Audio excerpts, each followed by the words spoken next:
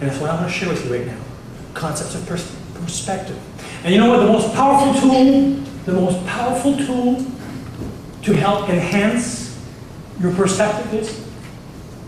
Do you know? Do you speak English? Something you all have, and that you probably don't even know you have. It's called a sense of humor. I've been watching you, I came around quarter after 11 watching people interact and watch people watch the videos and stuff. And we all have a sense of humor. And our sense of humor is the most powerful tool we have at our disposition to help us put things in perspective. Very powerful. You know, we bond with people through either disasters or through pleasures. Of course, given the choice, it's a lot more fun to do it through pleasure, isn't it? Yeah. The problem, of course, is we're all, serious people. We work in banks. We're all managers. We don't wear ties. I shine my shoes every day. And so if I have to wear this mask that we wear every day, we get out of bed in the morning, we look in the mirror and go, oh, I gotta put some makeup on. I mean, these are the guys talking now.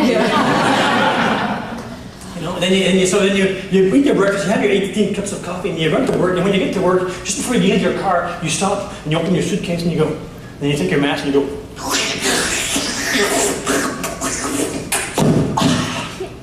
there you go, I'm the boss now. And then you walk in, hi, how you doing? And you do this, and all day you wear this mask, this professional mask, right? And then the other day you go back to your car, you go, God, what a long day. No more overtime. Of course, it's a metaphor, it's not true. But indirectly we do that. Most of us are not really ourselves in our employment, in our jobs, because we have a role to play. And we forget that, you know what?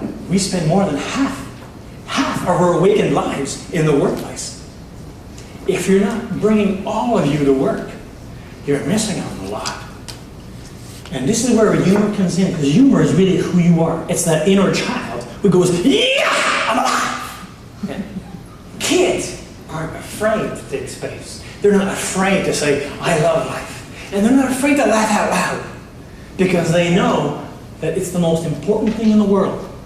Enjoying it. We're very popular. Female police officer, 5'8", okay, in the States. State trooper. She gets called to a family disturbance. She drives up to this 2-story building.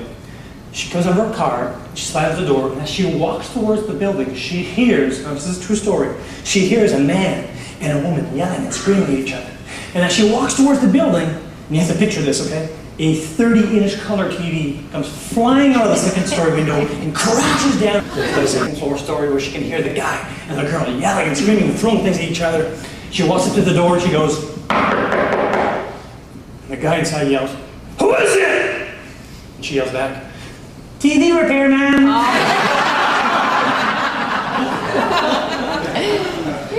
Well, I thought it was funny. But more importantly, he thought it was funny. He just threw his TV out the window. So he comes up, laughing, opens the door, and what does he find? 5'8" female police officer. And she goes on to say, true story, that she had no problems getting this couple to resolve their issues and their conflict because she had connected with them. She had connected with them before she had even met them. She had connected with them through the door. So this is what I want you to do.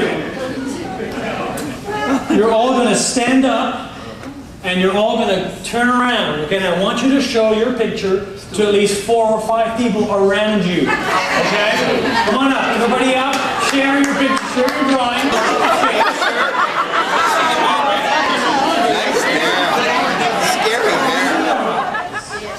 Do you realize what you just did?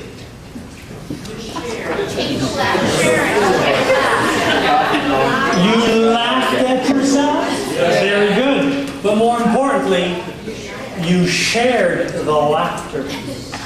Now listen to this. This is really important. It's the sharing that's important, because the sharing creates connectivity. And you, who is dictating this mentality, this attitude that we have to be stern, stoic, serious? And I think a lot of it has to do with the titles that we have. Now, when I met with Guy, it was interesting because he's VP, you know, I thought, wow. And when I was young, my dad was vice president. In fact, my dad was president of a big textile company in Canada. And when I was as a kid, I looked up to my dad. He came in every day with his shiny shoes and his nice tie, you know. And didn't smile much, but he looked real good, you know. And I thought, well, when I grow up, I want to be like my dad. I want to be an executive. And when I quit school, when I eventually finished school, I went into business and I made my way there. I was very aggressive. I was very focused. You know, I was just challenged. You know, I'd get in there and elbow my way to the top. You know, and I'd backstab and do what I had to do to move up. And I'm a good corporate citizen. You know, and so I went up there, and of course things would never move up fast enough for me. So I quit. I'd go to the competition and do the same thing. You know, elbow my way. And just, you know, it's two old people and plant stuff. And that didn't work either. So and after a while, it wasn't moving fast enough for me. And I did this for, God, this went on for 2 weeks. And then I realized, you know, it's 8 jobs in 2 weeks. I'm never going to get anywhere like this. So I thought, okay, I need to reevaluate